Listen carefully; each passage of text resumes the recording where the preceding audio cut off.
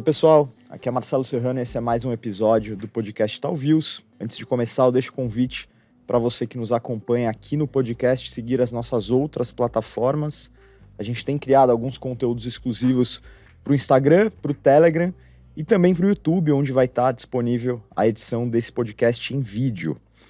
Hoje a gente vai comentar a recente decisão da agência de classificação de risco S&P Global Ratings de colocar o rating do Brasil em perspectiva positiva novamente, né? Isso deixou os ativos brasileiros novamente em evidência, ações locais andaram bastante, o dólar se distanciou bem da marca de R$5.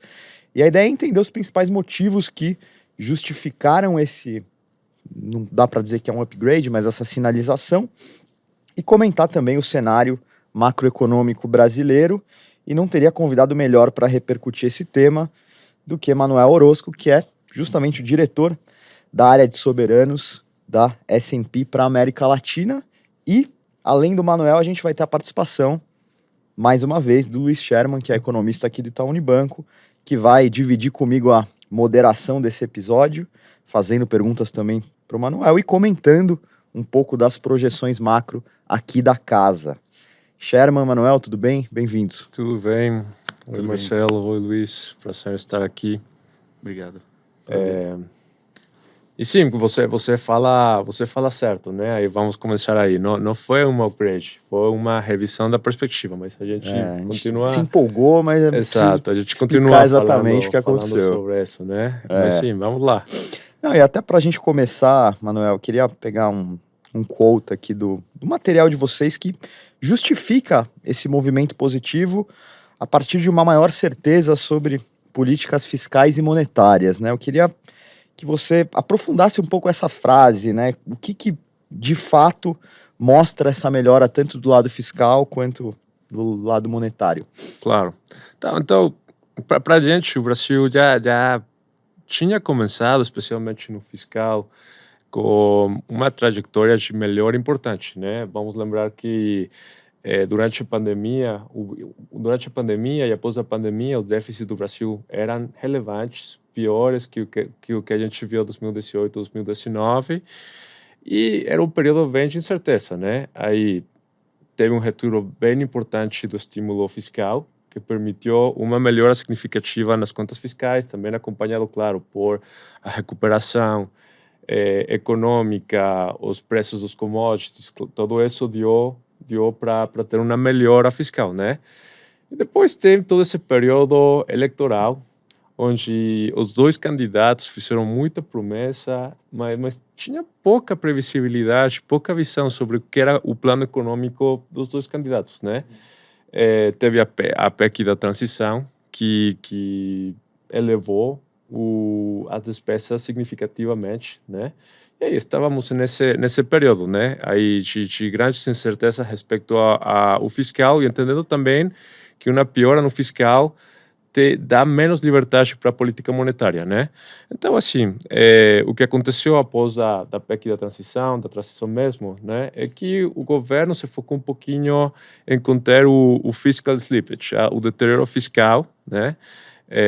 O mercado, nós estamos já projetando, por exemplo, um déficit primário mais em torno de 1% do PIB, né? Assim, que é uma piora contra o que a gente viu em 2022, mas claramente estamos vendo um esforço, um cambio na política fiscal, onde o governo quer mais gasto, isso é mais despesa, isso é verdade, mas também estão procurando fontes de financiamento, né? E isso é importante também. Então aí você tem esse esforço, está ajudando a conter o fiscal slippage de novo, e isso mesmo dá grau de liberdade para a política monetária, para eventualmente fundamentar expectativas que têm se corrigido gradualmente durante o ano de inflação. Isso dá também algum grau de liberdade para a política monetária, né? O governo também avançou no arcabouço fiscal, que é um pouquinho mais laxo, mais flexível, né, que a regra fiscal, mas a regra fiscal não estava sendo cumprida como ela foi desenhada. Você tinha PECs que elevavam a despesa e tiravam um pouquinho de previsibilidade. Então, assim, a regra é mais laxa, o cumprimento que está sendo o cumprimento da regra que está sendo desenhada, que está se por aprovar agora em julho, é mais laxa. Vai ser esse ajuste fiscal um pouquinho mais devagar, mas está reconhecendo essa falta de flexibilidade que tem no orçamento brasileiro.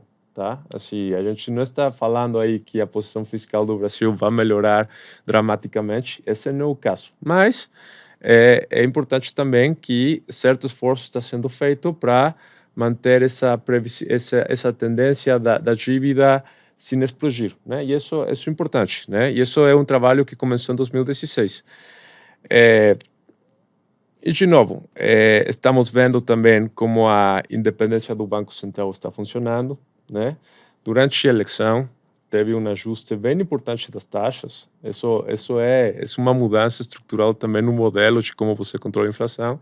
E agora, sobre uma pressão muito importante, que eu acho que não contribui muito para a previsibilidade no futuro, mas você está vendo essa institucionalidade funcionar do Banco Central, e que de fato está ajudando na correção da inflação importantíssima, né? Vamos lembrar que faz 12 meses a gente estava com inflação de duplo dígito e agora estamos por debaixo de 5%, né? Isso é um fenômeno que deve ser valorado, né? E que fala também muito sobre a potência da política monetária. Vou fazer a próxima pergunta então aqui para você, Manuel. A última indicação de mudança da agência foi feita no início de 2020, né? De Outlook. E a gente tem, então, só agora acontecendo uma nova mudança de Outlook, né? 2023. E, então, passou bastante tempo. Então, a minha pergunta para você seria a seguinte: qual o peso da nova regra fiscal dentro dessa mudança de opinião de vocês, tendo em vista que já passaram-se vários anos desde a mudança anterior? Como é que vocês analisam os anos anteriores e todo esse contexto para tomar essa decisão? Claro.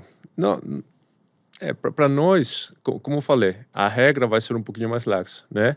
Mas isso é a continuação de um trabalho assim, de arcabouços fiscais que começou realmente em 2016, né?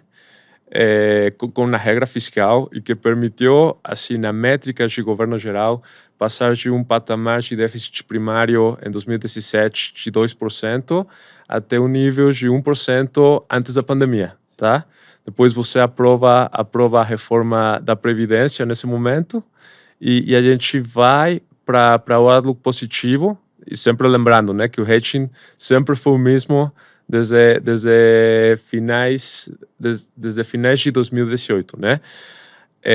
Duplo B menos. A gente tem essa correção na senda, no caminho fiscal, passa a reforma da Previdência, que foi importante, porque vai ter algumas das rigidezes que tem no orçamento brasileiro, do governo brasileiro, e a gente estava em posição de indicar uma potencial mudança no hedge nos próximos 12 meses. Depois a pandemia acontece, mas mesmo da pandemia, né, assim, teve de novo um déficit bem importante, que foi corrigido com o retiro do estímulo fiscal, e que permitiu de novo essa melhora nos indicadores fiscais.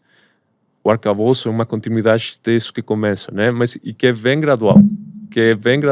Se essa melhora fiscal tivesse acontecido antes, a gente poderia ter tido a possibilidade de melhorar o hedging antes, mas essa é uma característica do marco institucional do Brasil, que é difícil de mudar e a implementação das mudanças são graduais.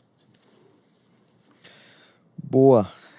Acho que passada essa primeira rodada de perguntas sobre a mudança do Outlook, Manuel, eu queria dar um passo para trás e perguntar para você um pouco sobre os critérios usados pela agência para a definição dos ratings e também entender como funciona a transição dessa melhora de Outlook para uma melhora efetiva da nota, esse gap entre as coisas acontecerem, Claro. que é necessário. Tá, então aí e faço um convite aqui a toda a audiência, né? Aí os ratings são públicos, né? Você pode ir para para a página de internet da S&P Global, procurar em inglês, português, tanto faz, aí estão públicos para consultas de todos vocês, né? Então, como é que é feito o hedge, né?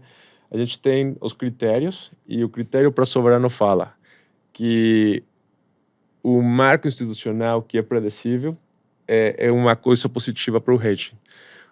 Mientras o país é mais rico e essa riqueza é bem distribuída, você tem maior capacidade para cobrar imposto e ter menores pressões, porque provavelmente você atingiu essa maior riqueza investindo, né? Então, você tem menos pressões fiscais, tá? Então, assim, mientras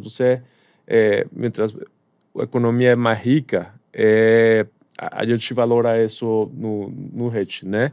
E essas duas juntas são os 50% do hedge. O outro 50% está dividido entre a posição externa, né? Como é que é sua dívida externa e quais são as fontes de financiamento externo, qual é o perfil fiscal, né? Como se está comportando, quais são as pressões, que tão eficiente é o arcabouço tributário, etc., etc. E, por último, qual é a força da política monetária, né? Qual o historial de controle de inflação, se o Banco Central ou não pode atuar como lender of last resort, que tão grande é o mercado financeiro, porque isso ajuda a potência da política monetária, tá? Então, 50% economia e institucionalidade, 50% o perfil individual, assim, mais macro, né?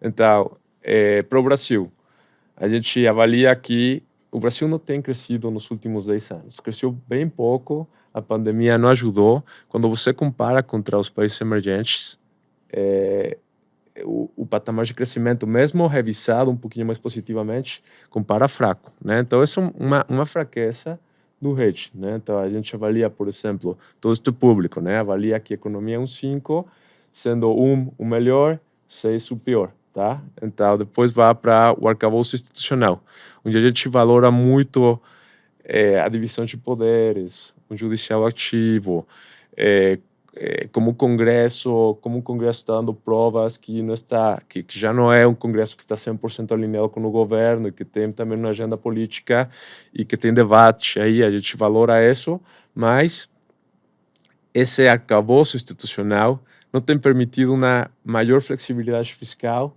e um maior crescimento econômico, né? Vai um pouquinho da mão, mas aí a gente avalia isso como um 4, tá?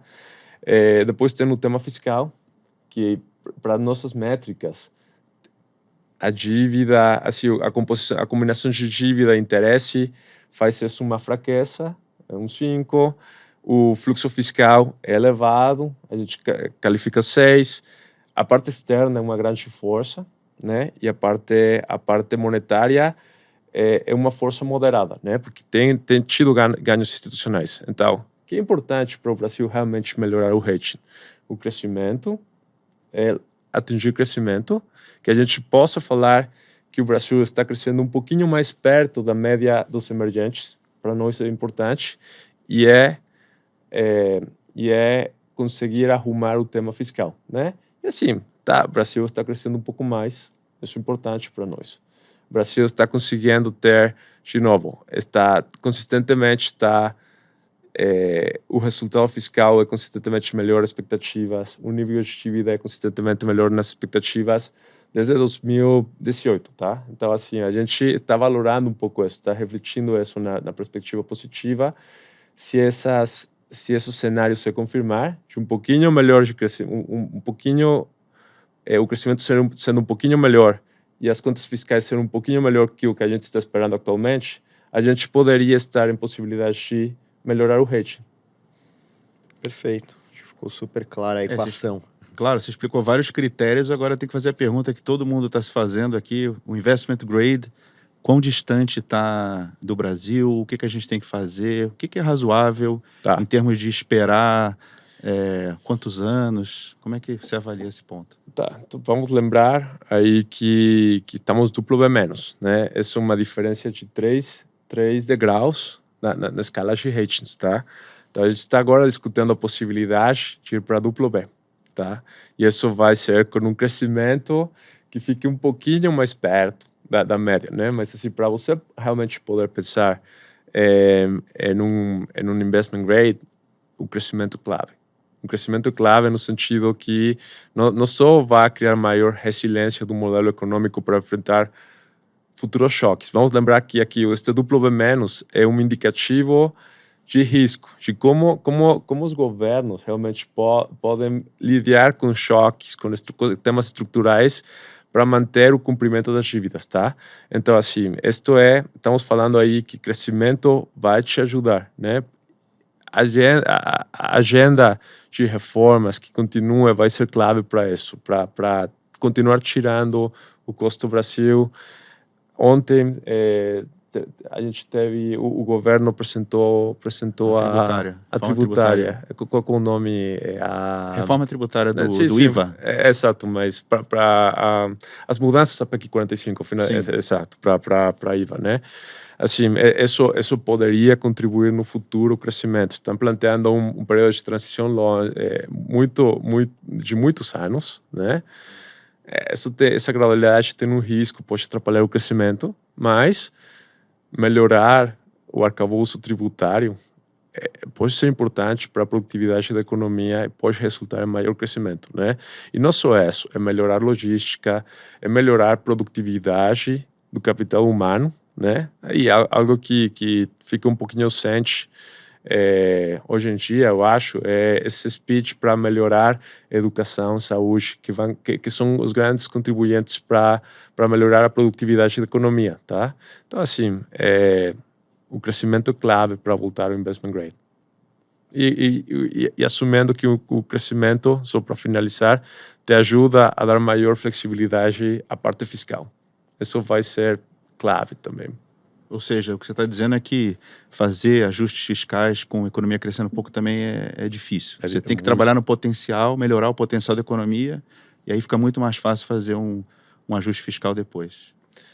É muito mais fácil, porque muito do problema do orçamento brasileiro é que entre 90% e 95% da despesa não é discricionária. Então, o tamanho da despesa com que você pode fazer política fiscal para cada governo, o tamanho com que você pode enfrentar o próximo choque é bem pequeno, né? Então, isso cria muitas incertezas para o manejo da política fiscal no futuro, já que há 10 anos, 15 anos, tá? Isso é parte do problema, flexibilizar realmente pode te ajudar a melhorar as perspectivas de... Também, né? Além do crescimento, então, flexibilizar o orçamento seria uma outra medida muito importante. Exato. Não está na pauta por enquanto, né?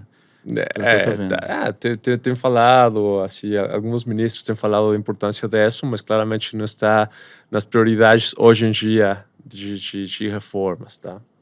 Também. E acho que para fechar, Sherman, trazendo um pouco de números aqui para a gente concluir e ter um cenário um pouco mais claro, queria aproveitar a tua presença e a recente revisão de cenário que a gente divulgou e pedir para você comentar aí as principais projeções que o banco tem para a economia brasileira. Perfeito. Então, em relação ao que o Manuel estava falando, a gente fez uma boa mudança de projeção do PIB para esse ano. Ele vamos para 2,3%, projeção do PIB de 2023. Após o resultado muito forte do primeiro TRI, mas também nós estamos vendo que o segundo TRI você não vai ter uma queda na economia, deve manter um pequeno crescimento. E o que é o destaque aqui da economia? Tem sido o setor de serviços, além da agricultura, claro, mas o setor de serviços, o consumo. Nós estamos vendo um mercado de trabalho forte, com ganho de renda, e também com a ajuda de políticas sociais. Então, existe um suporte para o consumo que tem sido um apoio importante para a economia nesse início de ano e, além da agricultura, foi a principal razão pela nossa revisão para cima do PIB de 2023. Entretanto, um outro aspecto da economia que não está indo tão bem são os investimentos. Os investimentos, pelo segundo trimestre consecutivo, caíram. Então, a nossa revisão de projeção de PIB para 2023 foi parcialmente incorporada para 2024. A gente subiu de 1 para 1,5, mas se os investimentos estivessem crescendo mais, nós poderíamos ter feito um reajuste maior de projeção de PIB. Então, esse ainda é o elo fraco da economia, a parte do investimento.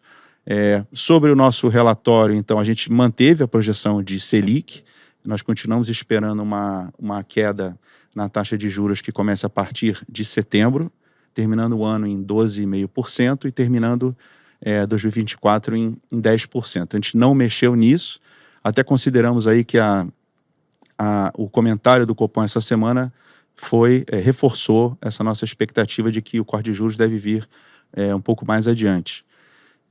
E por fim a gente fez uma revisão para um real mais valorizado.